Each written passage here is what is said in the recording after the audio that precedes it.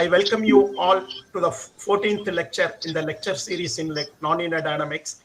I'm happy to introduce you today's speaker, Professor Pinaki Paul from NIT Turkapur. As you all know, the city is famous for steel. Professor Paul is working in several topics in nonlinear dynamics, besides in magnetohydrodynamics. I wish to read out his biodata in a very brief manner in view of our MSc students. Professor Paul did his doctoral work in Indian Statistical Institute, Kolkata, which is one of the premier institutes in India for theoretical physics. He continued his postdoctoral studies in IIT Kanpur.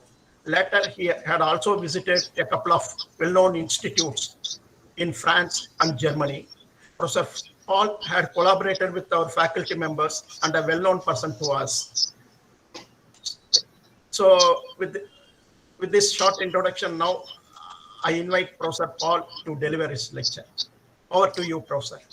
Okay. So thank you, Professor Sandin Mero. Let me share my screen.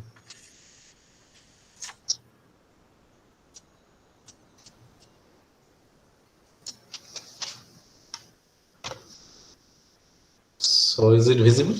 Yes.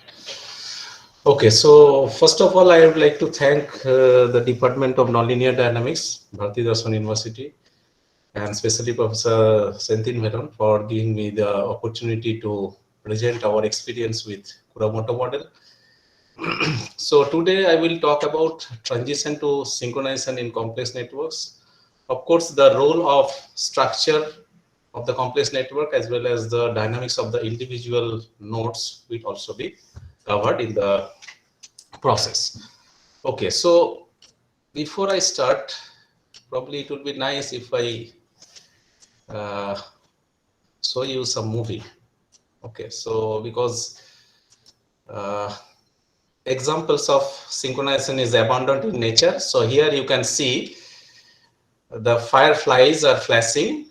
Okay, initially they are not flashing in a rhythmic manner, but afterwards they exchange the information and flash in a rhythmic manner. Okay, so here in the next video you can see that a group of birds, they are flying and forming nice patterns. Okay.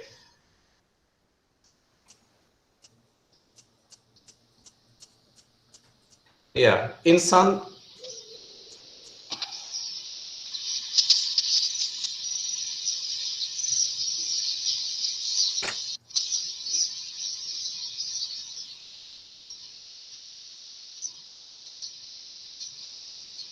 yes.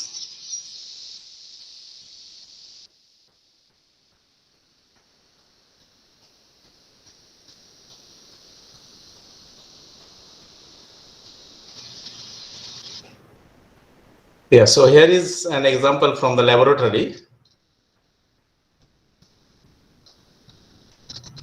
So you can see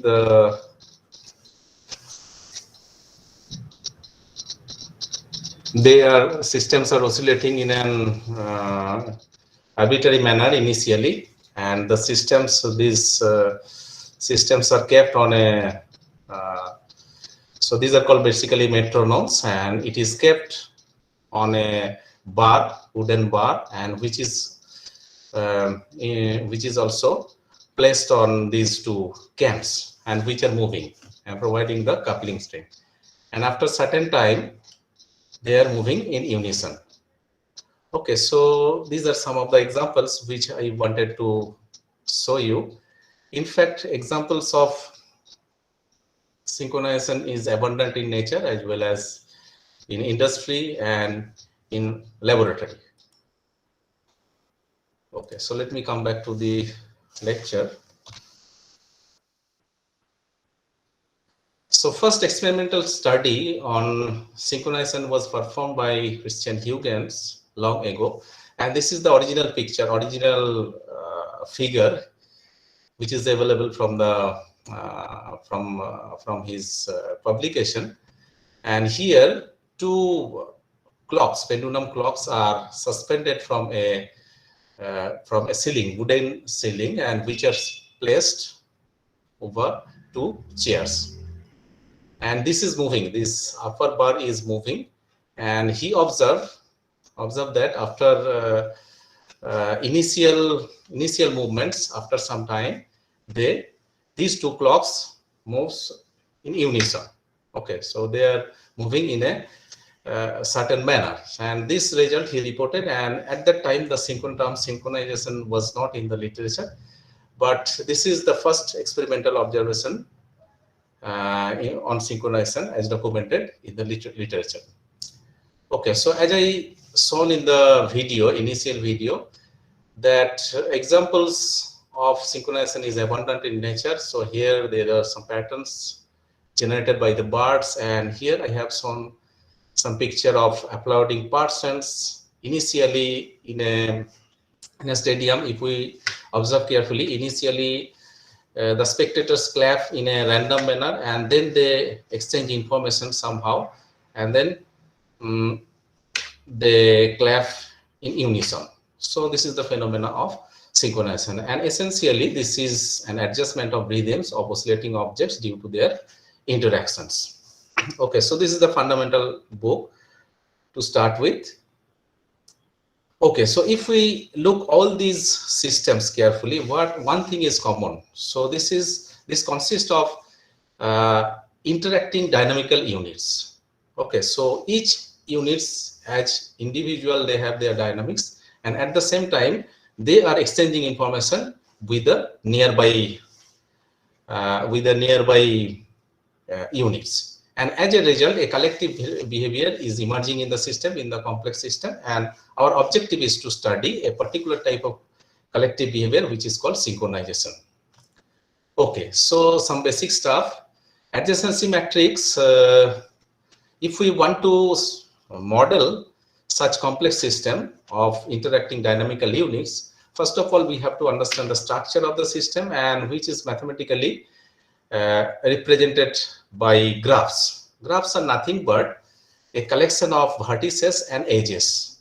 Okay, so and it is represented by the adjacency matrix, okay, of order n cross n.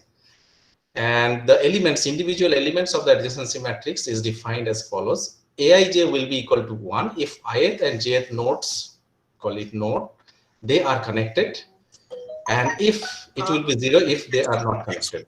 Excuse me, Professor. In which slide you are?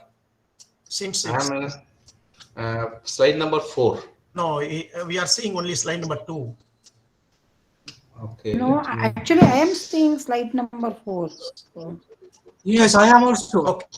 I also see slide number 4. Oh, okay. Maybe. It is probably internet issue. Yeah. Okay, it's okay. Now it's okay. Okay. So, should I continue or? Yeah. Please continue. Okay. Okay, so this is the adjacency matrix, definition of adjacency matrix, and from the adjacency matrix one can easily calculate the degree of a particular node, and ith node, degree of the ith node is basically the row sum of the elements in the ith row of the adjacency matrix. And another important parameter or important characteristic of a network is given by its degree distribution, and it is denoted by P of k. And how P of k is defined? It is basically the fraction of nodes in the network with degree k. So that is, if there is n nodes in the total number of nodes in the network, and nk of them have degree k. So out of n nodes, nk nodes have degree k. Then pk will be nk by n. This is how degree distribution is defined. And for our purpose, we will mainly consider two different kinds of networks. One is Edwards-Rayleigh network, and it is also called random network. And its degree distribution is given by this formula. You can see that it is binomial distribution, and capital N is the size of the network. And it was introduced long back by these two mathematicians. Okay. Now, more recently, Bharavasi and Albert, they introduced scale-free network, and in this case, the degree distribution goes like a power law, k to the power minus gamma. Okay, so mainly we will use these two these two types of networks for our study. So here we have shown two pictures generated by the software Gephi. So first one is the picture of scale-free network, and here you can see there are large hubs. Okay, some nodes have huge number of degrees, and therefore it basically the degree distribution basically follows a power law, and there are many nodes which has very less number of degrees. And on the contrary, for heterogeneous random network, the scenario is quite different. And in fact, the distribution, degree distribution, if we look at it, you will see this type of pattern. So in the first case, if we look at the degree distribution, for example, for scale-free network, in the log-log scale, it will show more or less a straight line. Okay, so here we have considered 1000 nodes, so therefore there is some spreading is there, but in principle, in the limit n tends to infinity, it should show a nice straight line. And for heterogeneity network, so the one we have shown in the picture, in the previous picture, the degree distribution will follow a pattern like this, which has been shown in this picture. Okay, so now the basic steps for mathematical modeling to study collective phenomena in such complex system of interacting units. The dynamics of the interacting units are modeled by appropriate dynamical systems. It can vary. Okay, it depends on the system. And interactions among them, among the units, are modeled by suitable coupling functions. So several models are used to study collective phenomena in the literature. So here today I will present basically present the model introduced by Kuramoto long ago, 1975 in the original paper, and here I have mentioned this paper because I have taken a figure from this. Okay, so here individual dynamics of the individual node are governed by this equation. Okay, you see from the structure of the coupling function, you can see that the network is all-to-all coupled. Okay, it is not a complex network. Each node is connected with other nodes of the network. Okay, and omega I is the natural frequency of the oscillator. Okay, and to measure the level of synchronization in this system, an order parameter R is introduced, which is defined by this formula, R e to the power I psi. Psi is the collective phase of the system, 1 over n, sum over e to the power I theta j. Theta j are the phases of the oscillators. Okay, so this simple model Kuramoto showed that this simple model can capture some the essential features of synchronization, and it has been used widely in the literature to study the phenomenon of synchronization, different types of synchronization. Okay, so R is the order parameter. If R is very close to 0, we say that system is in incoherent state. Okay, if you look at the so in that case, if we look at the phases of the oscillator, it will be distributed more or less evenly over the unit circle. And on the other extreme, when R is equal to 1, all the phases will converge to a single point, and it will move as a whole on the circle. And if R not equal to 0, and depending on the value of R in the range 0 to 1, there will be clusters of phases. Okay, so these are three possibilities, and by looking at this value of this parameter, we will measure the level of synchronization. Okay, so in his original paper, Kuramoto considered Lorentzian frequency distribution, which is given by gamma over pi, this formula, and he analytically determined the critical coupling strength, which turns out to be 2 over pi g omega 0 for the onset of synchronization. And he observed second order transition to synchronization. So this is the synchronization diagram which I have taken from that paper. In fact, here he used some modified coupling strength, which is gamma over the original coupling strength lambda. Okay, so therefore it is opposite directed in some sense. Okay, so here you see, to understand the type of synchronization, nature of synchronization, we have to perform backward as well as forward continuation of the coupling strength, and at the same time we have to measure the value of the parameter R. So as we decrease the value of eta in this case, you see it is following this path, and in the backward case also it is following the same path. That means there is no hysteresis in the system, and the transition from incoherence to coherence following a continuous path, and this type of synchronization is called second order transition to synchronization, and it was reported in his system. Well, subsequently Sakaguchi and Kuramoto in 1986, they considered the same model but introduced a phase lag parameter in the system. Theta j minus theta I, it was originally in the simple form of the Kuramoto model, and they introduced this lag parameter. And in this case also, they analytically determined the critical coupling strength Kc for the onset of synchronization, and they observe the inhibitory impact of alpha on synchronization. Okay, one needs larger coupling strength for the onset of synchronization in this type of system if alpha is non-zero, and the transition to synchronization was, however, found to be second order in nature. Okay, so following these two works, there has been many more works on using this classical Kuramoto model and its generalization, and which was successfully applied to study numerous systems of scientific and technological interests. And here I have mentioned some of the examples.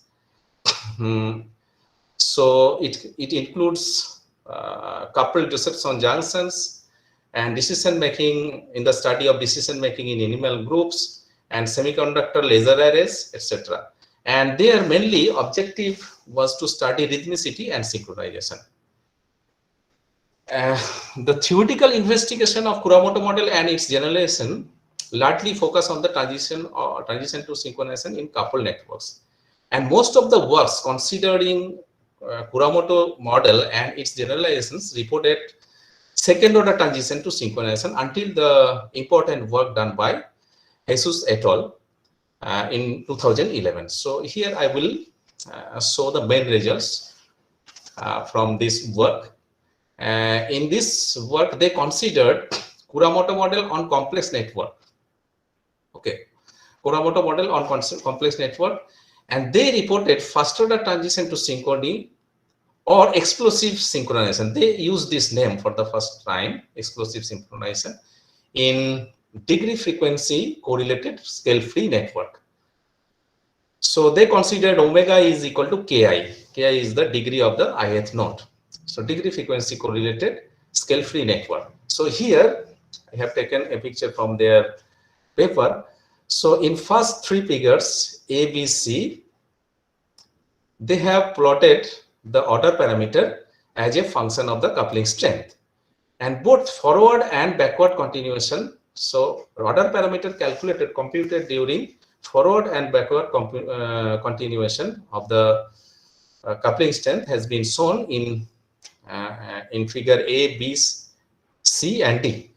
And in the figures A, B, and C, they have considered random networks. Okay.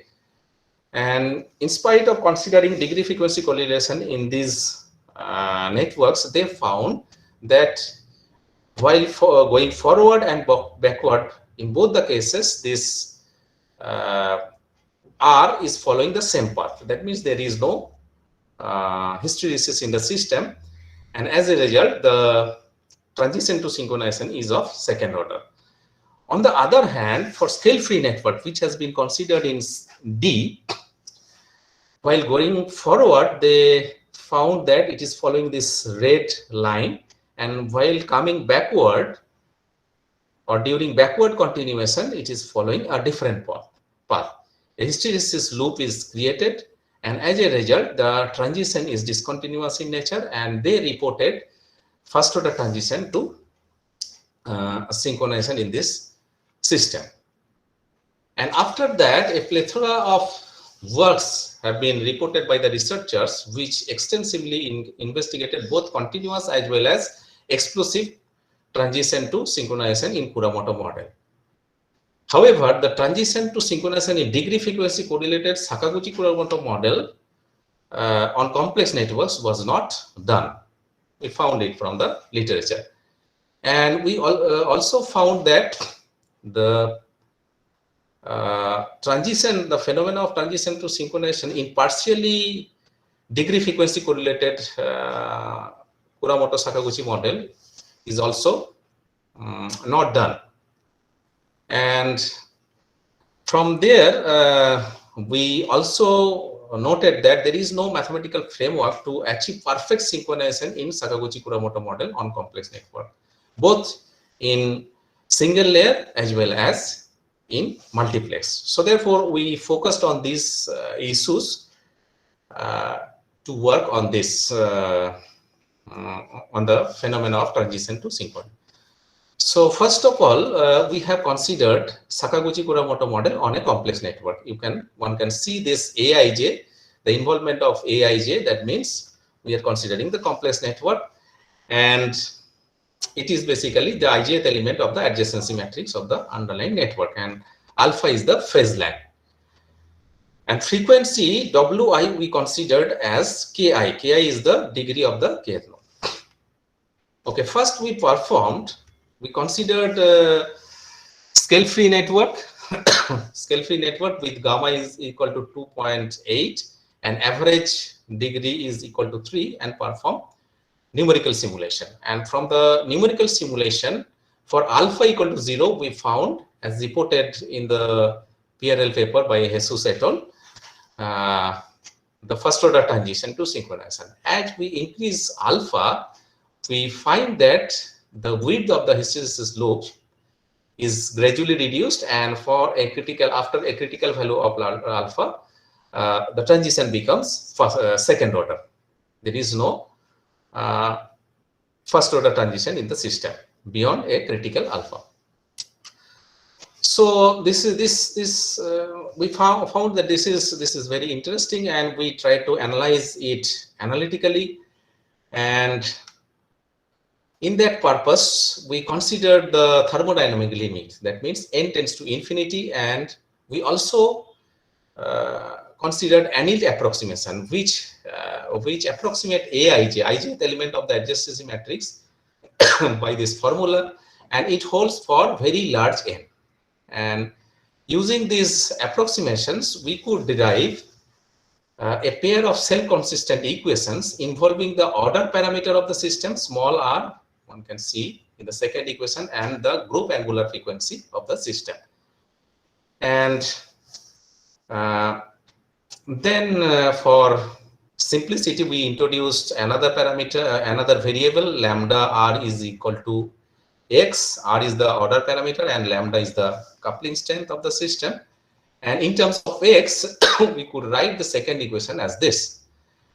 And then finally, we have these two equations, Rx. We introduce this parameter, Rx is equal to, introduce this variable, dependent variable, Rx is equal to x by lambda, and Rx into this is equal to the expression in the right hand side.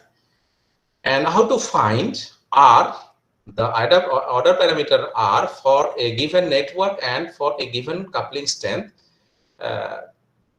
So for finding that, we have to plot the graphs of Rx from both the equations, and the points of intersections of these two graphs of these two equations will give us the values of the order parameter. Okay, so which has been demonstrated in figure C at the bottom. So for alpha is equal to 0.1 and alpha is equal to 0.5, we have drawn the graph of both the functions in XRX plane. Okay. So for alpha is equal to 0.1, so this green line, so this is the graph of Rx, and these dashed green lines are the graphs of x by lambda. Lambda is varied in a range. Okay, as lambda is varied in a range, there are intersections of these two graphs, and the intersection points will give us the values of R for the given lambda. And from the structure of this green curve, one can see that these straight lines given by x by lambda in some region will intersect this graph at two different points. One is at 0 and other one at non-zero values. At non-zero values, two different points. They are intersecting. So as a result, in this particular range of lambda, there is bistability. And bistability is responsible for the appearance of first order transition in the system. And then in this figure B, we have plotted both analytically computed and numerically computed order parameters for a scale-free network of size 10,000 with gamma 2.7. From this magenta graph, we can see that this is for alpha is equal to 0.5. There is no hysteresis. This solid line is computed from the self-consistent equation, and this magenta squares are obtained from numerical simulation. And we were happy with the kind of match we have observed in this system. And for alpha equal to 0.1, also we could find analytical and numerical solutions, and the match has been quite satisfactory. Now, using the analytical equations, self-consistent equations, we prepared this two-parameter diagram, okay, on alpha lambda plane, where one can see that there are three different colors.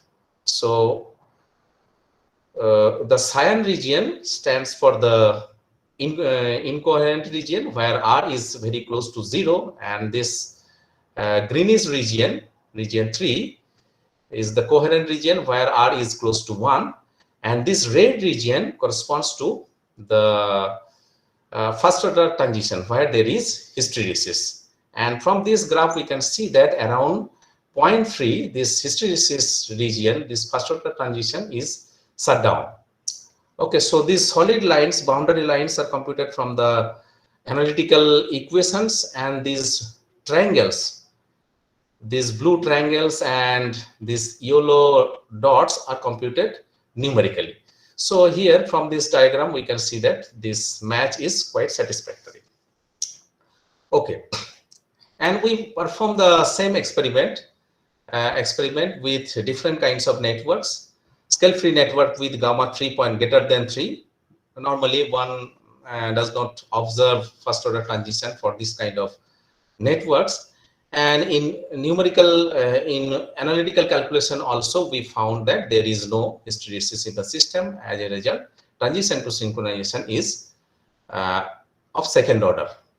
Okay, so here also we found the parameter regime, identified the parameter regime, and this solid black boundary separating two regions, coherent and non-coherent regions, were determined using the analytical equations, and these triangles were determined from numerical simulation, and match has been quite satisfactory. And here we have used a different network, heterogeneous network of size 10,000. And the main difference is that in this case, with alpha, the critical coupling strength for the onset of synchronization is decreasing. On the other hand, for heterogeneous network, it is increasing. With alpha. Okay, we try to understand this, and for that purpose, we analytically calculated the critical coupling strength for the onset of synchronization, and the formula turns out to be quite nice.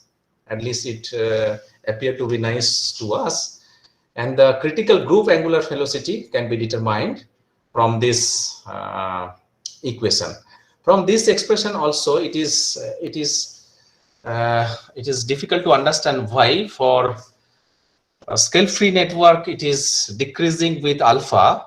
The onset of synchronization is decreasing with alpha, while for heterogeneity network it is increasing with alpha.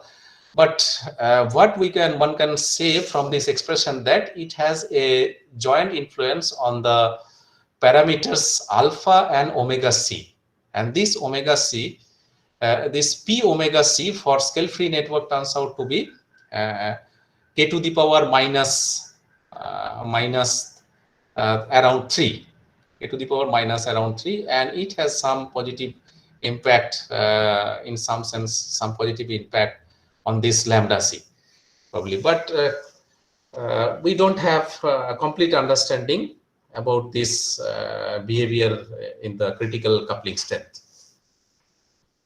Well, so next we try to understand whether partially degree frequency correlated Sakaguchi-Kuramoto model can offer or can display explosive synchronization. Okay, so in this case, what we did, we considered that omega I is equal to ki, so a percentage of the nodes are degree frequency correlated. Omega I is equal to ki for ki greater than equal to k star, which is user given, and other frequencies are drawn from some standard distribution, and this can be represented by writing a joint probability distribution involving Dirac delta function and Heaviside function of this form. And in this case also, we used anneal approximation and considered the limit n tends to infinity. And in that case, we determined the critical coupling strength, which look like this. And omega c is the critical group angular frequency, which can be determined from this equation. So there is a major modification, and so it looks quite complicated. But if we determine the critical coupling strength for the onset of synchronization from these analytical equations and match with the numerical results, we found that the match is quite satisfactory. So here basically we have considered a scale-free network of size 2000 and gamma is equal to 2.9, and for different values of alpha we calculated the critical coupling strength, this black solid line, and forward and back our value of R computed from numerical simulation during forward and backward computation, and match has been quite satisfactory. And in this figure we have shown the width of the hysteresis loop when the percentage of degree frequency correlation is varied. If percentage of degree frequency correlation is 0%, then there is no hysteresis. So therefore, transition to synchronization is always of second order. And as soon as we correlate 10% of the high degree nodes with the frequency of the 10% of the high degree nodes with the degree of those nodes, then suddenly we find a large hysteresis width in the system. That means transition becomes first order from second order.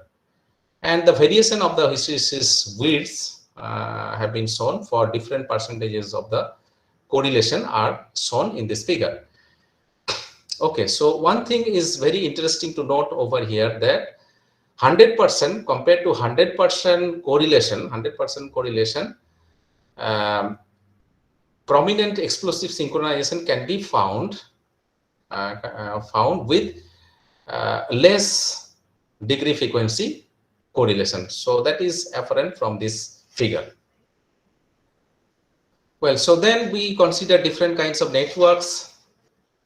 and match the analytical as well as numerical results. And one interesting thing we have found that when f is equal to percentage of degree frequency correlated nodes is taken to be 50%, then for higher, even for higher value of alpha, first order transition is observed, and which is absent for 100% degree frequency correlation. This is one non-trivial result. And similar kind of result we observe for another network, Edo-Sreni network, with if 50% of degree frequency correlation. Well, so after this we move to the work on perfect synchronization in Sakaguchi-Kuramoto model. Okay, so here also we have considered similar Sakaguchi-Kuramoto model on complex networks, and in this case our objective was to find find a degree frequency distribution which will give us perfect synchronization. That means small r is equal to 1 at a desired coupling strength, and this coupling strength can be anything. And in this case what we did, we took the approximation theta j minus theta I tending to 0. And as a result of that, we could linearize this system about alpha ij, and we could write the system of equations as a system of linear equations. And from that system of linear equations, if we assume the synchronized solution, and in the process we could determine a set of frequencies given by this equation Wi is equal to lambda optimal, that is the targeted coupling strength, into this number. These are all known to us, and there is a second term. Okay, so this lambda, for a given lambda of targeted value of the frequency, targeted value of the coupling strength, we could determine theoretically determine this, which guarantees at least on linearization r, where r is equal to 1. Okay, so using this frequency set determined from this equation, we simulated different networks, and here you can see we had considered 4 different kinds of frequencies, natural frequencies. Red one is for uniform, blue is for normal, and this green one for homogeneous, and this black one for optimal synchronization determined by our calculation. And in this case, one can see from this figure that r is almost equal to 1, okay, at the desired point. On the other hand, for other frequency sets, the values of r quite small, and which is also shown over here. Here we targeted to achieve perfect synchronization at lambda equal to 1, and from this graph we can see that this target has been achieved at this point, and after that there is a decrease in the value of the order parameter. Well, so next we check the stability of the synchronized state, which is achieved at a targeted value of the order parameter. So omega I is the frequency set which we analytically determine for a given network, and a particular value of the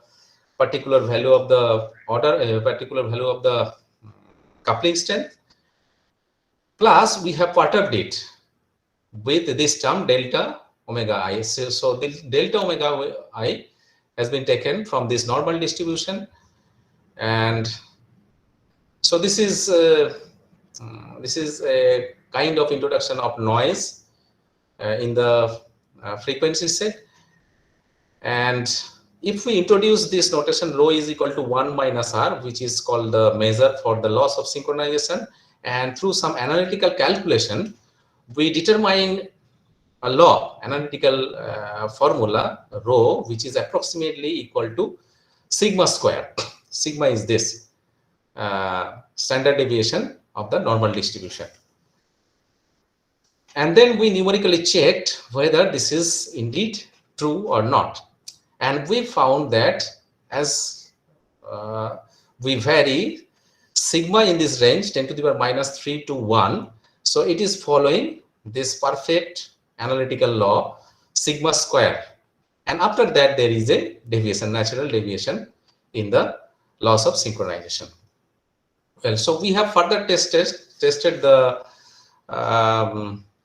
result for second order Kuramoto phase frustrated Kuramoto model, and we considered Northern European power grid for the simulation, and we found that our proposed mechanism working in case of second order Kuramoto model also.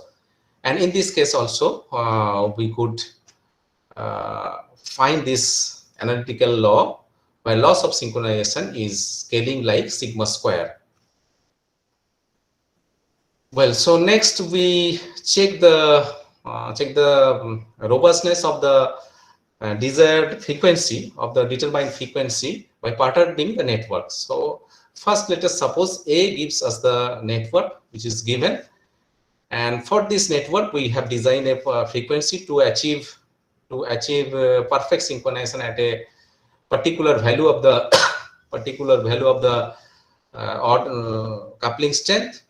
And then what we are doing, we are removing the links from this network and looking at the value of the order parameter. And from this figure we can see that even if we are removing 40% of the links,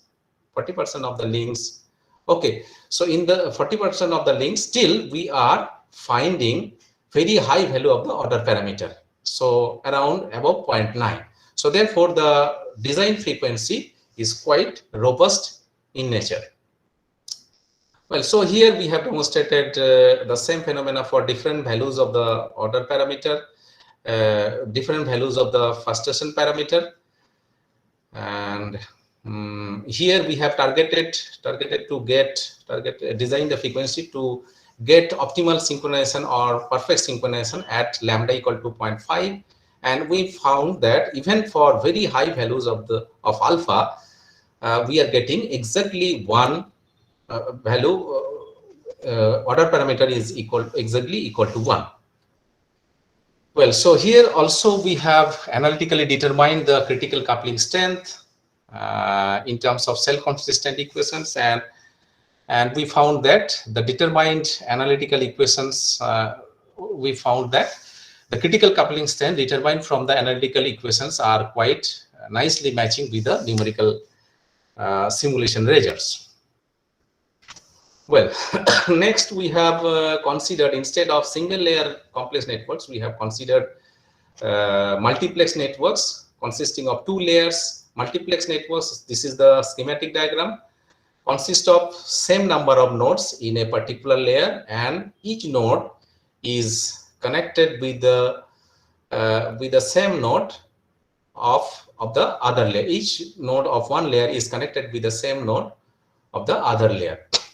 Okay, so in this system, our objective was to determine optimal frequency set to achieve optimal synchronization.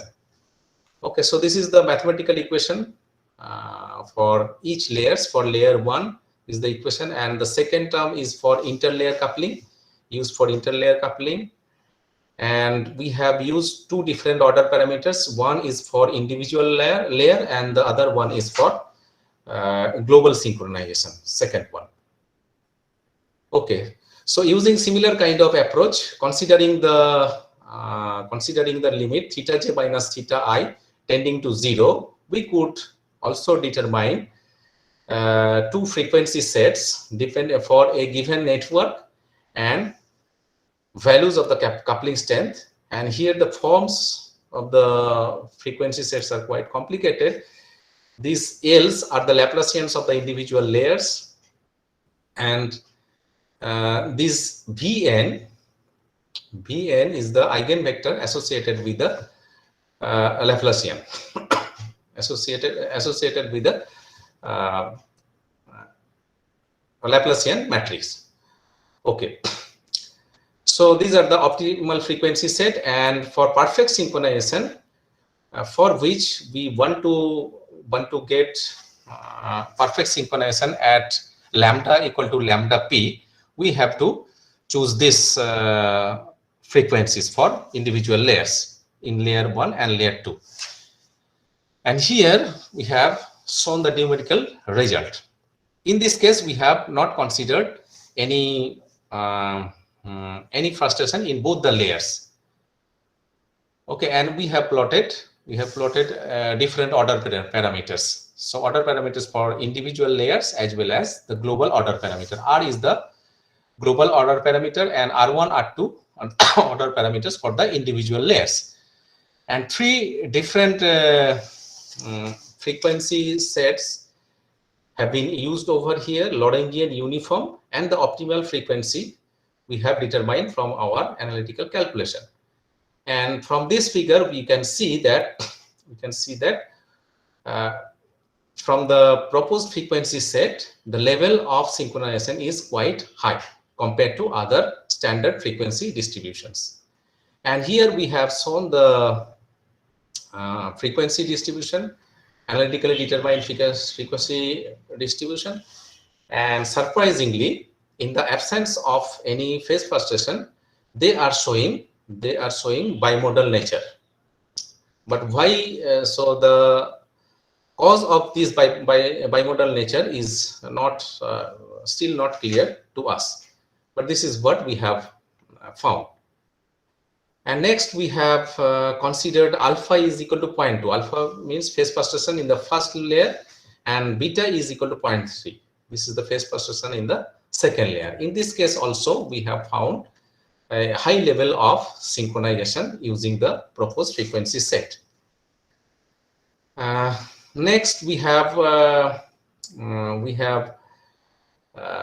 targeted to achieve perfect synchronization in this system at a particular value of the coupling strength, in this case 0.5. And using the calculated frequency set, we could find we could find the value of R which is very close to 1. Okay, so these are the frequency distributions, analytically calculated frequency distributions, and whenever there is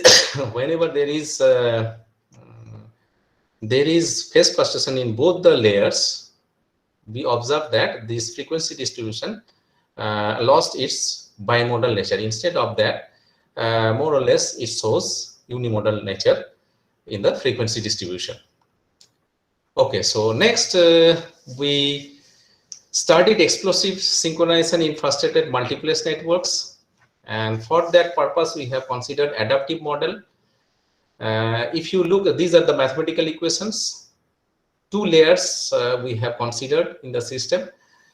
So F is the adaptive parameter. So lambda is the coupling strength, and Fi sigma is equal to Ri sigma dash.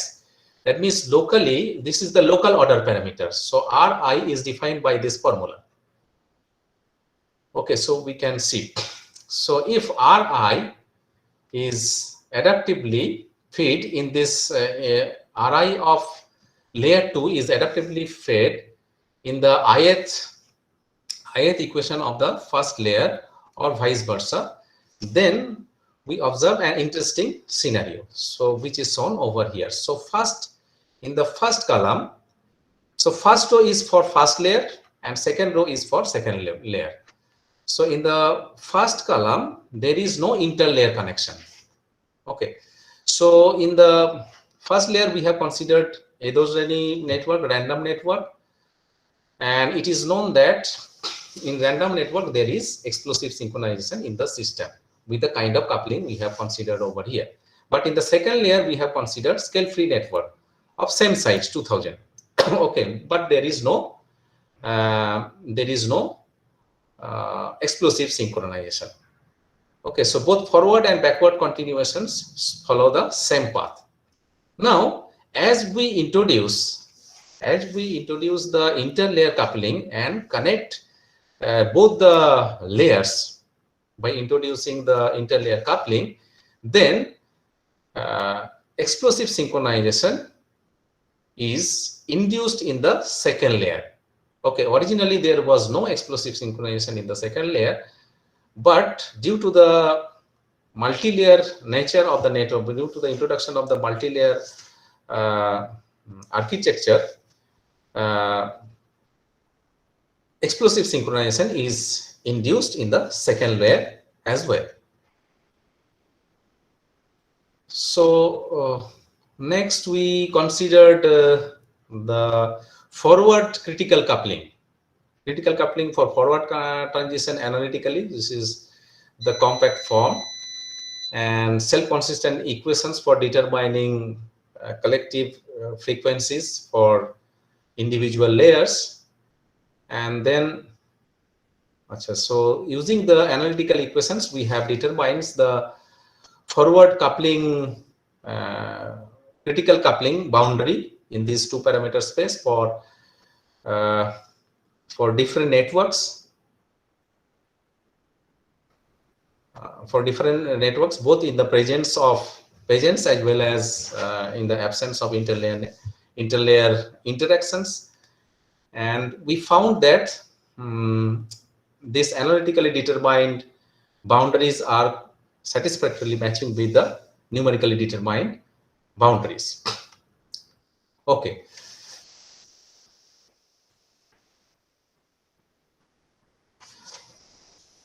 So now, most recently, we have considered the study of, we have studied cluster analysis, the problem of cluster analysis in complex networks.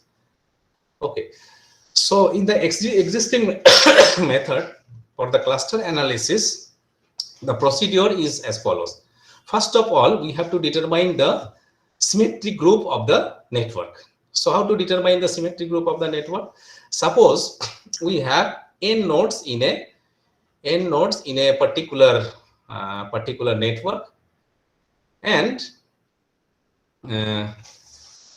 if we permute those n nodes, permutation means bijective mapping. It is basically a bijective mapping, one-to-one and onto mapping from the set of nodes or the vertex set to itself. And if we collect all the permutations which preserves the adjacency relation of G.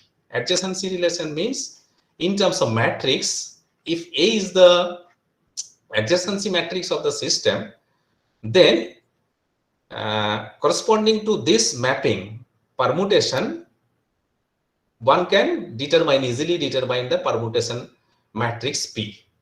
Okay, so in this permutation matrix, in a particular row, there will be only one, and all other elements will be 0.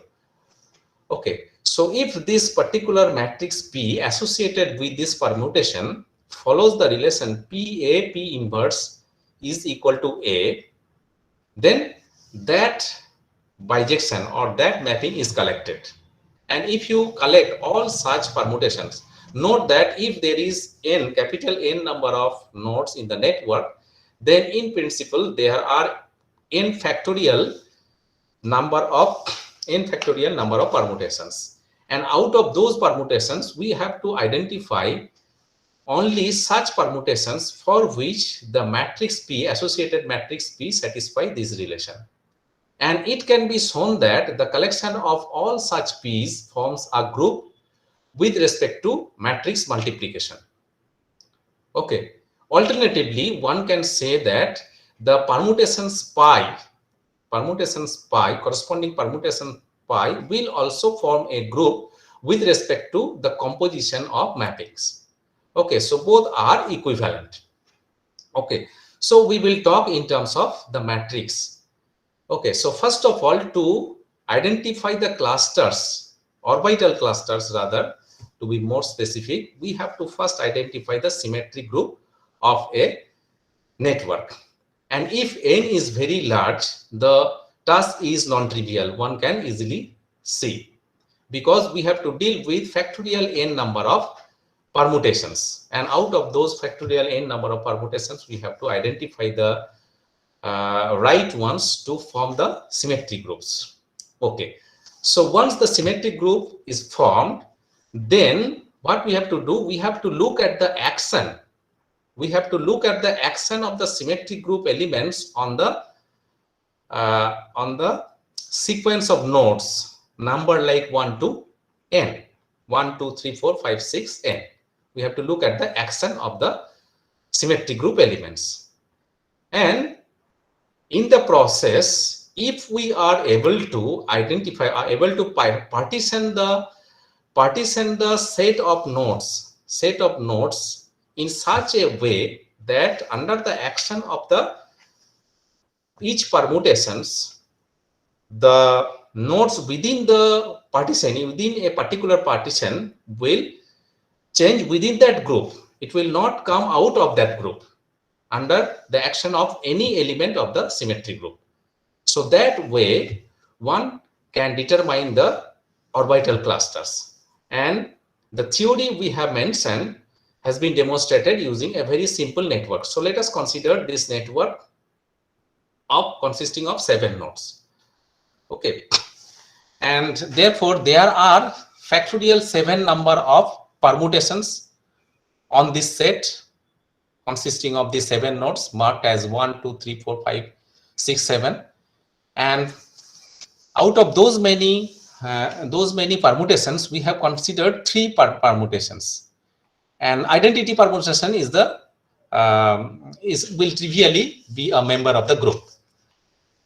Okay, so here if you look at the first pi 1, you can see that 2, 3 are interchanged under the action of this permutation. 2, 3 turns out to be 3, 2, and 5, 6 they remain under this pi 1, they are not changing.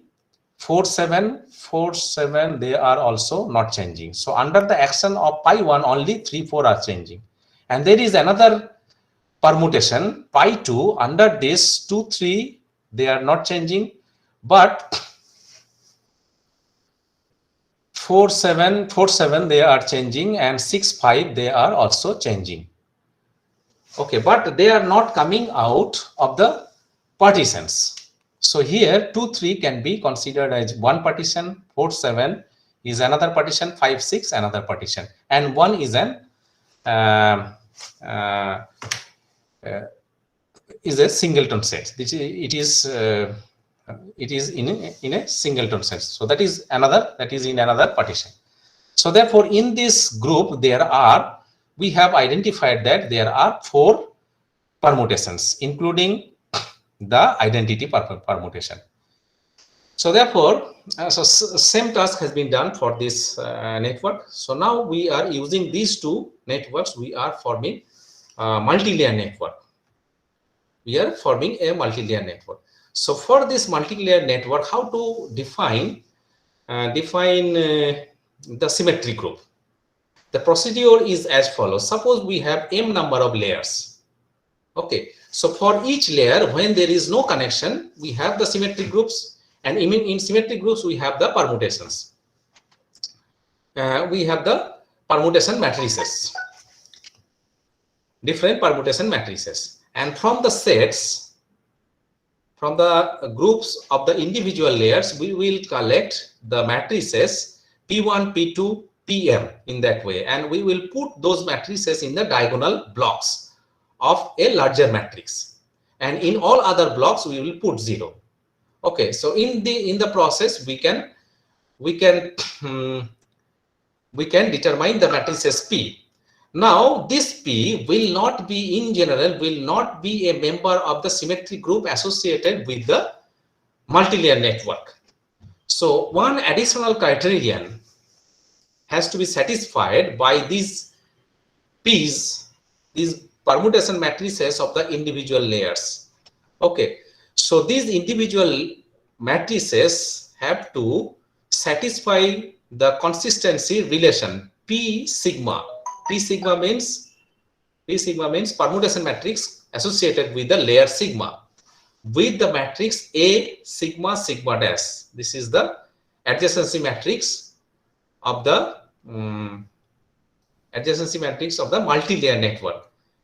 and it has to commute with this matrix, and it has also to commute with the matrix A sigma dash sigma.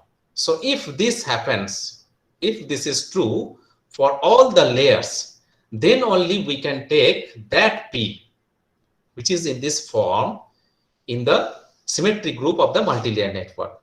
So naturally, it is clear that if the number of layers in the multilayer network is high, then process of finding this symmetry group becomes very complicated. And not only that, after finding the symmetry group, we have to identify the clusters by looking at the action of the symmetry group elements on the adjacency matrix, which will satisfy PA equal to which is called supra adjacency matrix in this particular case. So PA equal to AP. So that relation we have to check for individual elements of the symmetry group. And here we have listed some networks for which number of layers and number of elements in the groups have been listed, and it appeared in this paper where the symmetry group for a multi-layer network were defined. Okay, so the cardinality of the groups, symmetric groups of the networks where the number of nodes are not that much high, 14,000 for this particular network, n is equal to 450, and in this case cardinality of the group, symmetric group, is quite high, 10 to the power 31. And from this large group, we have to identify we have to look at the action of the elements on the adjacency matrix. Okay, so that will help us to determine the clusters, so which is not a trivial task. So therefore we try to think in an alternative manner. So let us see what we have found. So we have found, so this is the result basically, that no need to go for, so our proposition is that no need to go for the symmetry based the analysis and all the procedure finding the symmetry group of the network, and then look at the action of the symmetry group elements on the sequence of nodes, and then identify the clusters. So that method is not necessary. Simply you take the adjacency matrix or supra adjacency matrix of the network, and then you find, and if we are considering the connected network, and if we are in this work, basically we are dealing with undirected networks. Okay, so here undirected connected networks, so that means they are strongly connected. Okay, and if we it is guaranteed, there is a theorem that if we consider connected undirected networks, then corresponding to largest eigenvalue of the adjacency matrix, all the elements of the eigenvector will have same sign. And without loss of generality, we can say that the elements of the eigenvector corresponding to the largest eigenvalue, which is called eigenvector centrality, are positive. Okay, and we found that, we'll prove it later on, we found that the elements which forms the elements of the network which forms cluster will have same values in the eigenvector centrality. For example, here the nodes 2 and 4 are in same cluster, yeah. So therefore, what is the, no, they are not same cluster. Sets are different. Okay, I think 5, 6, they are in same cluster. And look at the eigenvector centrality elements. They are exactly same up to very high accuracy. Okay, so this has been computed using MATLAB. So up to 16 places of decimal probably they are same, their values. And 4 and 7, okay, so probably there is some numbering issue in this case. 1 2 where 1 2 3 4 5 6 7, then 8 9 10 11, 7 11.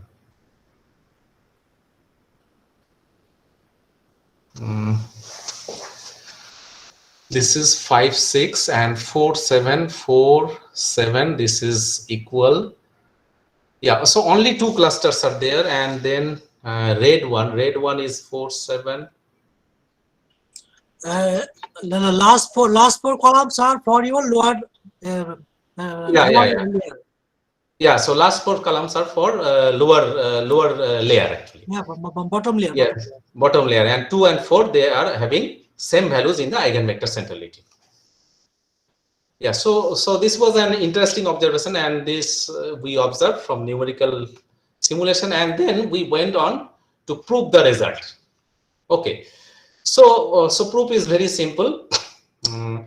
So let X be the eigenvector centrality of A. That means this is an eigenvector corresponding to the eigenvalue, largest eigenvalue of the matrix A. So therefore we have AX is equal to lambda X, and if we multiply both sides by P, one of the elements of the symmetry group P, then we find this result PAX is equal to lambda PX. And this P, since it is a member of the symmetry group, it will follow this relation PA equal to AP. Let us put this over here. PA is replaced by AP.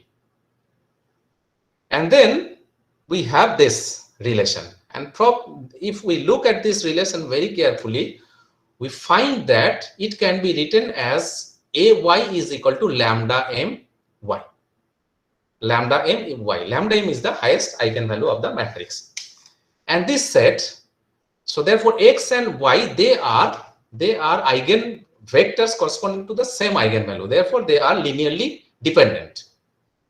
And one can write it as this: Y is equal to C into, there will be some scalar C into X. And Y, if we replace it by PX is equal to CX. Okay. So now what is P?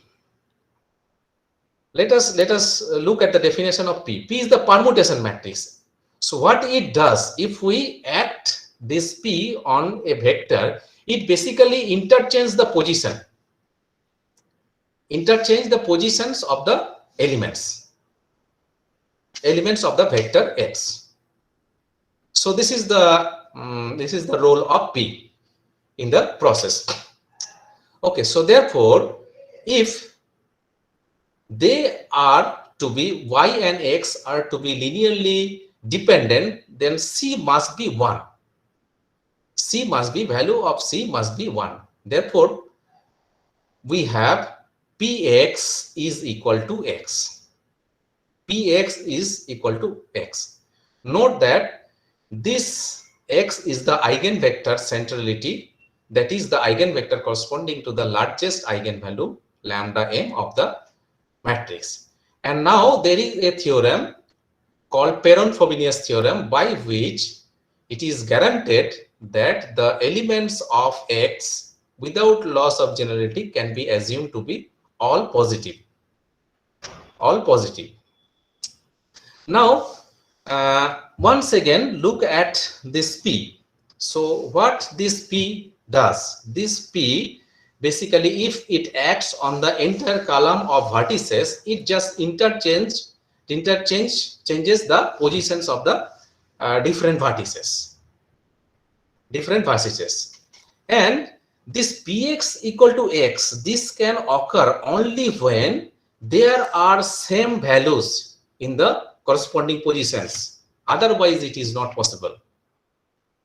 Okay, so therefore, Px equal to X basically tells us that there are same values in the corresponding positions in X. Okay, corresponding positions means the positions associated with some cluster. Otherwise, Px is equal to X is not possible. So this is how we proved that the elements of the eigenvector centrality associated with the clusters, with a particular cluster of a network, will be same. Okay, so after that, after proving this result, we we studied cluster synchronization in frustrated Kuramoto dynamics, and we considered multi-layer networks. So this is the governing equation, and there we considered clustered order parameters as well as global order parameter to measure the level of synchronization, and we check the result.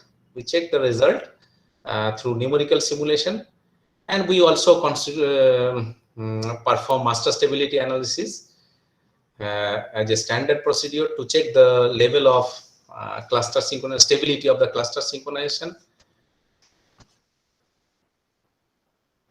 And so these are the synchronization diagrams, stability diagrams, synchronization diagram along with stability diagram.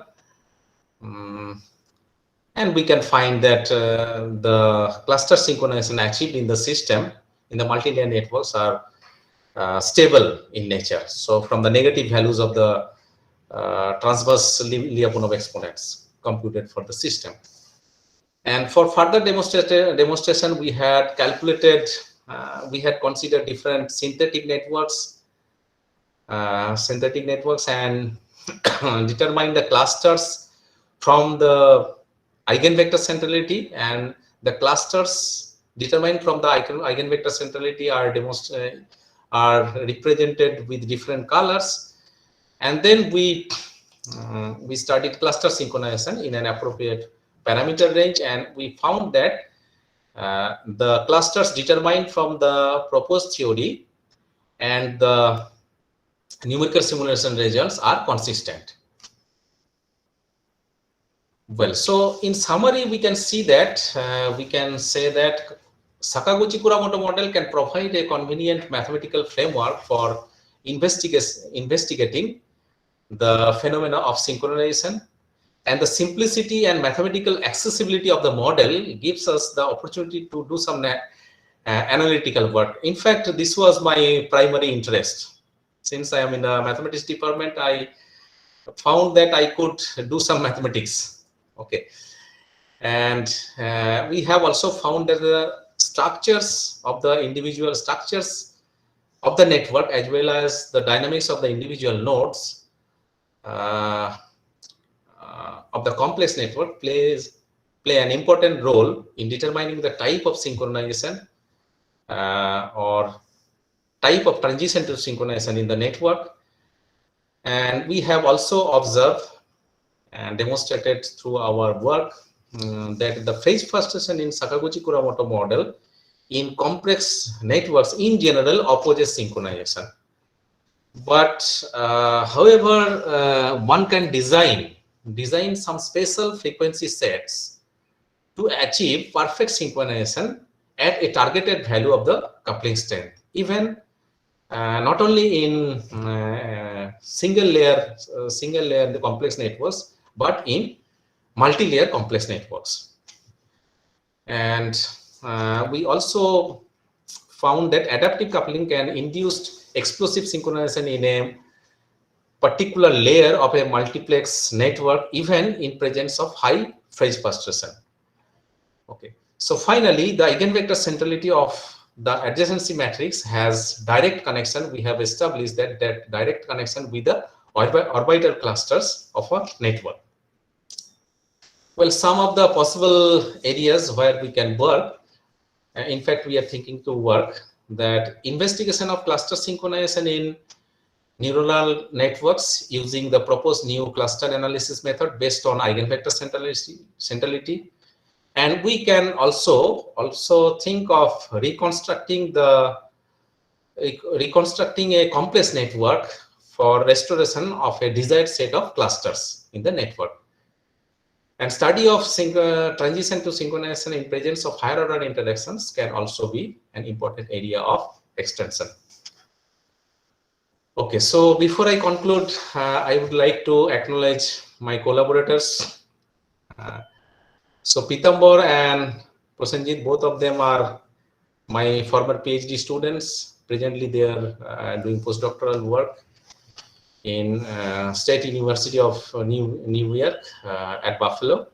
Chittaranjan and Subrata, both of them are my long-term collaborator from ISI Kolkata. Stefano is in Siena, Italy. Karim is a postdoctoral fellow in his group, and Baruch Bargel, he is in Bar-Ilan University, Israel. So with this, thank you all. Thank you for your patience. Thank you very much. Now the session is open for questions.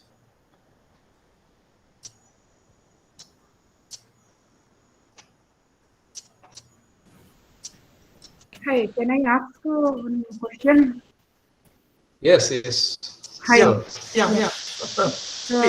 Pinaki, very nice talk. Of course, I know your all work, but this your last work about this eigenvector symmetry thing. I just want to say, like, there are like symmetrical patterns evident in 0 and -1 degeneracy in the eigenvalues, and the eigenvector corresponding to that. So, do you find some symmetrical patterns which may correspond to the set of the nodes yielding 0 or -1 or -2 kind of degeneracy?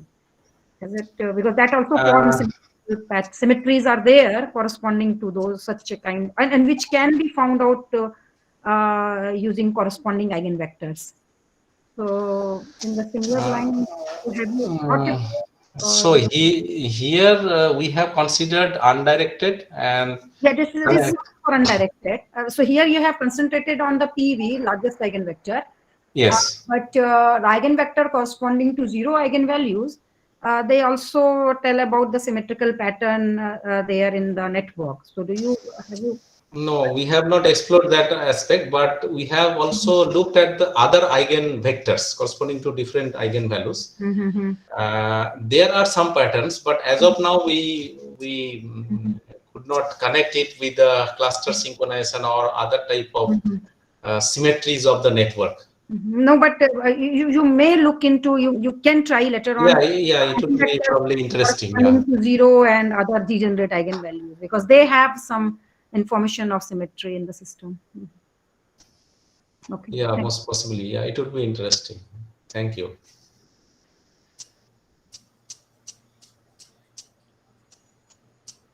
Can I ask a question? Yes, please. First of all, thank you, sir. The talk was very beautiful. I want to ask two questions. The first one being, apart from the significance of the frequency driving the system to synchronization, what is the physical significance of setting frequency to be degree correlated? And the second question I have with respect to how you conducted your numerical experiments, how many instances of scale-free or Odo-Shreni networks did you take when you did your experiments? Okay, so related to your first question, my answer is that my interest has been purely mathematical in nature. Okay, so it would be difficult to give any physical explanation. My only interest was to explore the mathematical framework in which the phenomena of explosive synchronization can be studied. Okay, so that was the answer for your first question. And for your second question, typically, for example, let me show you the figures. We take average over around 10 initial conditions. Actually. 10 numerical simulations for preparing each graph from numerical simulation. For analytical, it will always come similar. And then we take the average. Okay, so just to probe you further, you mean the average of 10 initial conditions of the oscillators, or 10 different instances of scale-free networks with a certain power law? No, we have what we have done for a given network. That means adjacency matrix is fixed, and then Okay, we just vary the initial. We use rand function actually, I see. I see. rand function, and then we vary the initial condition. I And see. then we Okay. simulate. I see. Okay. Thank you. Yeah, thank Pinaki, you. Yes. yeah, it's a very nice lecture. I enjoyed it. I have really little skill in mathematics, but I enjoy the beauty of mathematics, how you derive all these nice results, analytically proved. Thank The you. really, I enjoyed it. My question is regarding perfect synchronization. So, This one. although I did know about, I heard from you much earlier when you have been working on this problem, but what strikes me that for all the different distribution, all the different alpha values, you have one unique lambda, that is the coupling strength, I think, Yes. where you get the perfect synchronizations. But for all throughout the results, I find the lambda is 0.5 only. So is it your targeted lambda? I mean to say Yeah. that, Yes, this is our targeted lambda. In some of the cases, probably we took 1. Yeah. In this figure, we took lambda equal to 1. so that means you can also target another lambda value. It's not unique, right? Yes, yes, yes. So that is my question. So this is not unique value. You can target any lambda critical value. Yes. Yeah. So okay, this clarifies my confusions. Okay, thank you.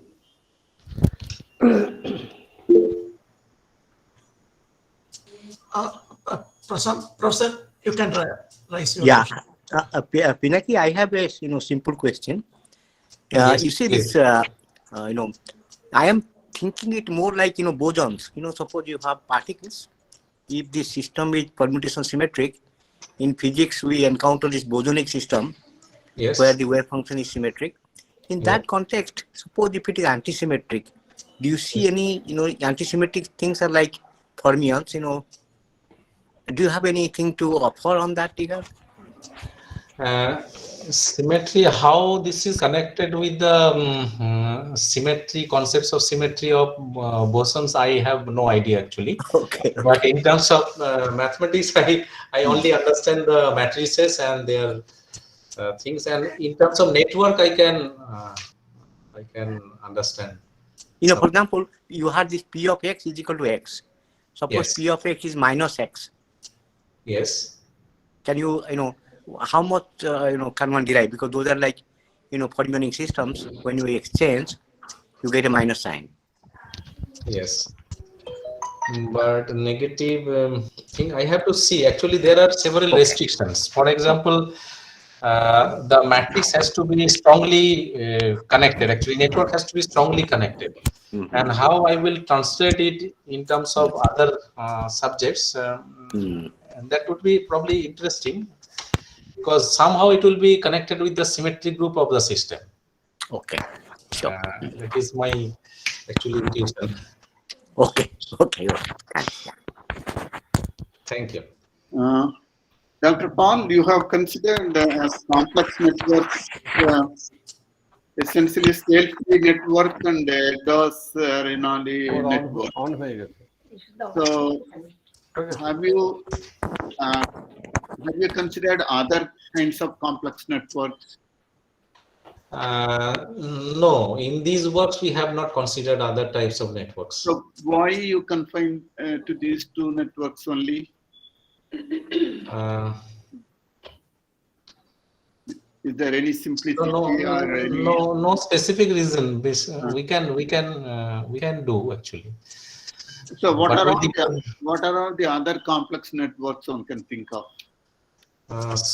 Small world network one can at this moment I can think. So do you think that these two networks are, from an experimental point of view, these two networks are more important? So I cannot. So I am not in a position to comment on this experiment. No. What is the idea of studying these two networks alone? So when you say complex networks, normally one thinks of, I don't know what's your definition of complex network. I would say globally connected or other networks also to be complex. But do you have a definition of complex network? We have not used any specific definition, but we have used the degree distribution actually for the Degree distribution, yeah. as some guiding factor. What is the notion that you use for complexity here? So for scale-free network, we have it is power law degree distribution, and we have used standard algorithms to generate the networks, scale-free networks. Okay, so there is that means there are scope for studying other kinds of networks too, I suppose. Yeah. Okay, thank you. It was very nice talk. I really enjoyed it. Thank you. Any other questions? Professor Ambika, please. Yeah. In the context of very nice talk, Pinaki, I just want to check one thing. Okay, so excuse me, there is some noise actually Yeah, from Professor some. Syamal. Professor Syamal. Yeah. No. Yeah, it is fine. So you Yeah. talked about this explosive synchronization in various contexts. In those cases, do you have any measure which will tell you that this explosive synchronization is going to happen in the system? Prediction, you mean prediction? Not exactly prediction, but something called early warning signal, because this is something like a tipping. Explosive synchronization is equivalent to tipping in complex systems. No, as of now, we have not explored that issue actually. So how to predict or provide some early warning signal that there is impending explosive synchronization in the system. Okay. But that is also a very interesting issue related to this type of study. And also exponential synchronization is also, exponential network is also an equally important practical network, I think, like scale-free. Because most of these large power grid networks and power transmission networks are exponential in their degree distribution. Yeah, so maybe we can. They may have a totally different purpose. Yeah. And another thing I was thinking that time varying network. So most of the that also could be interesting. In that case, symmetries will keep on changing dynamically. So it could be interesting to explore those issues. Anyway, good talk. Thank you. Thank you. Any other question from students?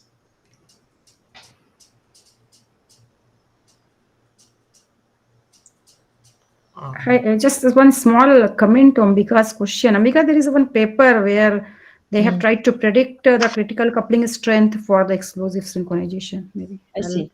I'll send you maybe that reference. Okay, great. Yeah, so please send me. Yeah, please. Yeah, sure.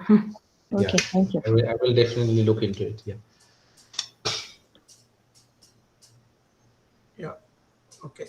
So it seems that there are no more questions. So in that case, let me wind up by thanking you. So you have given a very good, very beautiful, wonderful lecture on the mathematics behind the synchronization in Sakuchi-Kuromoto model. So thank you, Professor Pinaki. Thank you very much for accepting our invitation and giving a lecture in this forum. Thank you. Thank you very much. Thank you. Uh, Thank you all, your department and all the faculty members, okay. Thank you. organizers. Thank you very much. I will write to you about other formalities. Okay. Okay. Okay, so one more thing. I think you are recording the lecture. So Yes. I would request you to share it. Sure. I will send it to you because I was talking to the university to upload everything in the university website. But Okay. I also send a copy of this to you and everyone individually. Okay. Yeah. Sure. Okay. Thank you.